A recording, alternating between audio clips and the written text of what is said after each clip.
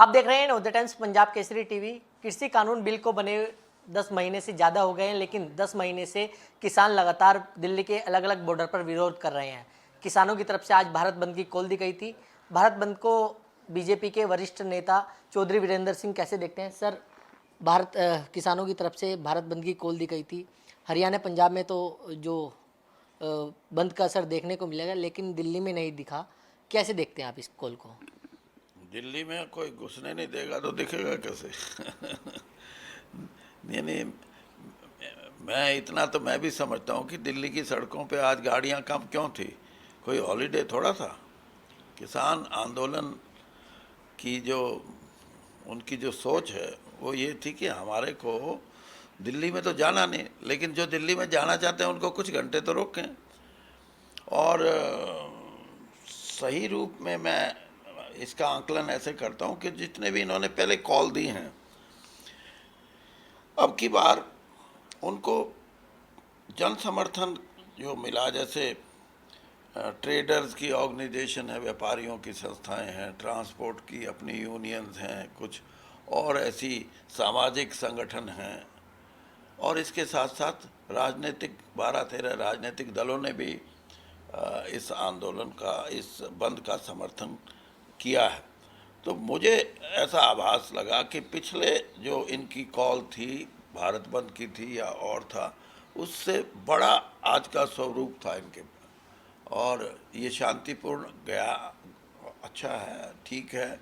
और ये बहुत बड़ी एक किस्म से मैं ये कहूँ कि 10 महीने का आंदोलन, और वो भी किसान कर रहा हो, क्योंकि किसान की जो मानसिकता है वो ये है कि वो धरती से जुड़ा हुआ ना, इसलिए वो पेशेंस उसकी आप नापे ना, कितना संयम उसने दिखाया है। एक डिसिप्लिन्ड, एक अनुशासित तरीके से 10 महीने का आंदोलन रहा, कोई ऐसी अप्रिय घटना नहीं हुई। और इसके साथ साथ सरकार के भी ये कोशिश रही कि हम कोई ऐसी परिस्थिति ना पैदा करें जिससे कि आंदोलन का कोई रूप बदल जाए, जिससे कि देश को नुकसान हो या हमारी खेती को नुकसान हो, या कुछ ऐसा हो कि जो सामान्य जो जन हैं उनको कोई ऐसी कठिनाई हो। तो मैं ये मान के चलता हूँ कि किसान आंदोलन, और इतना लंबा आंदोलन, और इतना व्यवस्थित और इतना शांति प्रिय जो रहा है, ये पार्लियामेंट्री डेमोक्रेसी, प्रजातंत्र में एक नई मिसाल है। और इसके परिणाम आगे क्या होंगे? वो यही होंगे कि आम आदमी भी आज से 10 साल बाद, 20 साल बाद, 50 साल बाद देश में प्रजातंत्र रहेगा तो ये कहेगा कि प्रजातंत्र की व्यवस्थाओं को मजबूती हमारे देश में मिली है। हमारे जो आंदोलनकारी हैं, चाहे वो महात्मा गांधी के नेतृत्व में थे, और चाहे बाद में मैंने तो ये भी देखे CPI CPM के महंगाई के खिलाफ 3-3 लाख आदमी यहाँ बोट क्लब पे इकट्ठा होते थे, और अब किसान दिल्ली से भी 30 किलोमीटर दूर बैठ के दिल्ली को प्रभावित करने के लिए शांतिपूर्ण तरीके से बैठे हैं। ये एक नई सोच है, और इस सोच को ये मान के चलिए कि इससे कि हमारी जो प्रजातांत्रिक प्रणाली है उसको भी बड़ा फायदा होगा। लेकिन सर, हल कैसे निकलेगा? धरना तो चल रहा है, 10 महीने हो गए, दिल्ली के अलग अलग बॉर्डर पर बैठे हुए हैं किसान भी, हर राज्य में चले जाते हैं, कभी हरियाणा, कभी पंजाब, कभी पश्चिम बंगाल। हल आखिर कैसे निकलेगा? देखिए, पश्चिमी बंगाल जाना, हरियाणा जाना, ये तो अपने आंदोलन को तेज करने के लिए हर आदमी करेगा। इसमें कौन ये आदमी चाहेगा कि उसका आंदोलन जन जन तक ना जाए? और किसान तो इस देश में 62% अभी भी लोग खेती बाड़ी पे हैं, और ये 62% बहुत बड़ी संख्या होती है। किसी को गलतफहमी नहीं होनी चाहिए इस बात में। और मैं तो ये कहता हूँ कि आंदोलन अभी, जैसे हमारे कृषि मंत्री ने भी ये बात कही है कि भाई अब समय है कि हमारे को बैठ के बात करनी चाहिए। अच्छी बात कही है उन्होंने, लेकिन ये कहना, ये तो कई बार बात हो चुकी। किसानों को विधिवत तौर पे, विधिवत रूप में उनको बुलाएं, समय निर्धारित करें, जगह निर्धारित करें और उनको कहें कि आप आओ, फिर से बैठ के बात करते हैं। अब माहौल में काफ़ी बदलाव है। आज से 7 महीने पहले जो आंदोलनकारियों की जो सोच थी, उसमें आज बदलाव आया है। सरकार की भी सोच में बदलाव है। इस बदलाव का फ़ायदा उठा के संवाद शुरू करें और परिणाम निकलेंगे, मेरे को पूरा यकीन है। अच्छा, सरकार बातचीत के लिए पहला रास्ता चुने या फिर किसान? देखिए, दोनों ही तैयार हैं। बात तो ये है कि मैं आगे पहल मैं करूं या वो करें। तो वो ना, मीडिएटर का रूम, मीडिएटर मैंने आपको पहले मीडिएटर का काम आप करेंगे? वो पहले मैंने आपको बताया था ना, एक कवि ने लिखे थे दुल्हे की घोड़ी। तो घोड़ी जब भाग गई दूल्हे को लेके, नई थी, उसको पता नहीं था, तो उनका वाद विवाद यही था। दूल्हा समझे कि घोड़ी रुके तो मैं उतरूं, और घोड़ी समझे कि दूल्हा उतरे तो मैं रुकूं। तो अब ये है, इसमें मुझे लगता है कि कहीं ना कहीं तो बात शुरू होगी। अच्छा चौधरी वीरेंद्र जी, आजकल आप बहुत चर्चा में हैं। 2 दिन पहले जिस तरीके से आप एक मंच पर जो जो ओम प्रकाश चौटाला जी हैं उनके साथ दिखाई दिए, चर्चा रही कि ओम प्रकाश चौटाला जी के साथ चौधरी वीरेंद्र सिंह जा सकते हैं।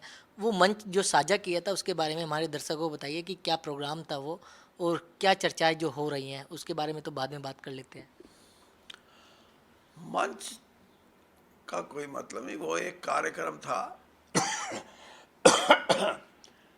स्वर्गीय देवीलाल जी के जन्मदिन पे सम्मान समारोह के रूप में, और उन्होंने मुझे आमंत्रित किया। और मैं भी ये समझता था कि देवीलाल जी एक बहुत ही संघर्षशील हमारे नेता थे, और समाज में जागृति पैदा करना, संघर्ष करना, ये उन्होंने समाज को दिया। तो ऐसे पुरुष के लिए, ऐसे व्यक्तित्व के लिए मेरा ये था कि मैं जाके, क्योंकि जींद मेरा अपना गृह ज़िला है, और वहाँ अगर कार्यक्रम हो और मैं ये समझूं कि देवीलाल जी के कार्यक्रम में मुझे आमंत्रित किया गया, तो मैं वहाँ गया, मैंने अपनी श्रद्धांजलि दी और अपने मन के विचार भी प्रकट किए, उनके बारे में भी किए, किसान आंदोलन के बारे में भी किए, और भविष्य में क्या राजनीति हो सकती है इस देश की, इस प्रदेश की, इसमें भी मेरी अपनी सोच है। मैंने उस पर भी थोड़ी थोड़ी अपने विचारों को की रखिए। अभिव्यक्ति की है। लेकिन सर, आपकी ही पार्टी के जो राज्यसभा सांसद है रामचंद्र जांगड़ा जी, उन्होंने कहा है कि अगर मन भर गया है तो आप पार्टी छोड़ सकते हैं। कैसे देख रहे हो इस बयान को? ठीक है, अब यानी जांगड़ा जी को असल में तो कोई वो अधिकृत नहीं है कि मेरे जीवन के बारे में इस तरह की बात करें।